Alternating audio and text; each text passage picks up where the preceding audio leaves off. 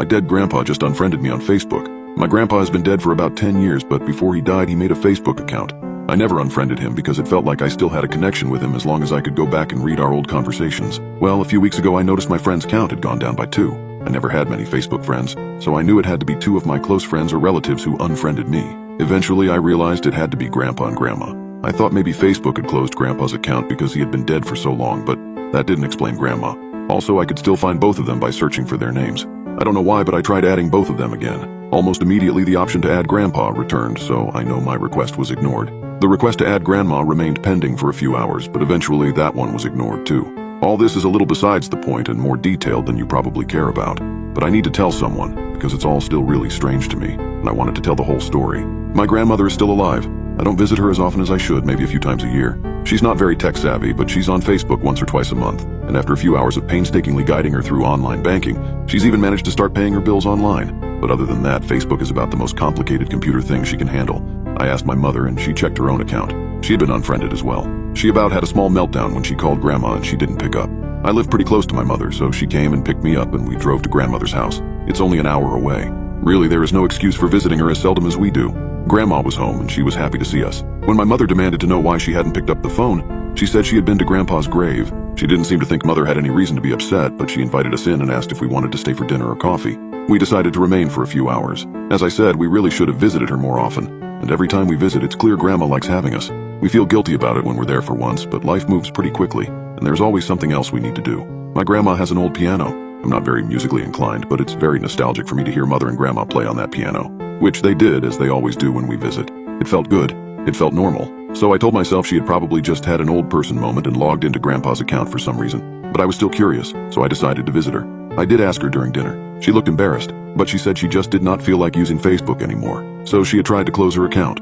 We said the accounts were still open though, but she waved it away. We finished dinner and helped her with a few things around the house. She was happy to have us there, and again, everything felt normal. Eventually we went home. A few weeks passed. I and Mom both called Grandma once or twice, and everything still seemed normal. But late one night last week, I decided to look my grandparents up on Facebook again. The profile pictures had changed. Grandma used to change hers every now and then, and the new ones didn't look unusual. But Grandma said she stopped using Facebook, and there was no reason at all for Grandpa's account to have a new picture. I brought it up with Mother the next day, and she had that same feeling as I did that. Something was off. We went to visit Grandma again yesterday. She was glad to see us like always. In fact, she seemed happier than she had been in a long time. We asked her about Facebook again, and she said she hadn't been on it. When we mentioned the profile pictures changing, she said maybe she'd been on there once or twice. She didn't want to talk about it, so we let it drop. We helped her with a few chores around the house again, but this time my curiosity was stronger. So I made sure I had an excuse to go into her bedroom while she was in the kitchen with Mother. And I turned on her computer. I know all her passwords, because she never changes them, and she has them all written down on a little note next to her laptop. It was a cheap piece of crap the day we bought it for her half a decade ago, but she only uses it for very basic things like writing about her childhood. She lives out in the middle of nowhere, and she grew up in a retirement home in the 1930s, so she knows more about the area and people who used to live there than pretty much anyone. But she had a Tor browser. She's not stupid, my grandma, but she's always been very, very bad at computering like a lot of old people. So this surprised me. Even my parents probably don't even know what Tor browsers are used for, so my grandma definitely shouldn't. Hell, I don't even know that much.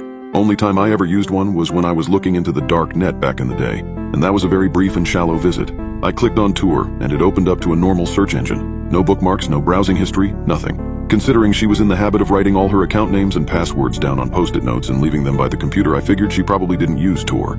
I closed it, opened up her regular browser, and went to Facebook. She was logged in. She had unfriended everyone except Grandpa. And this is what creeps me out. There were posts on both her and Grandpa's timelines going back to the day she had unfriended everyone. Some posts were from his account, the rest from hers. They replied to each other. It looked like real conversations. Grandma would sometimes take minutes to reply, sometimes hours, but Grandpa's replies were all almost instantaneous. There were old pictures of them back when they were younger, from back before digital cameras even. I suppose it's possible Grandma might have learned how to scan photos or paid someone to do it for her, but why would she fake conversations with her dead husband? I was starting to worry something was seriously wrong with Grandma.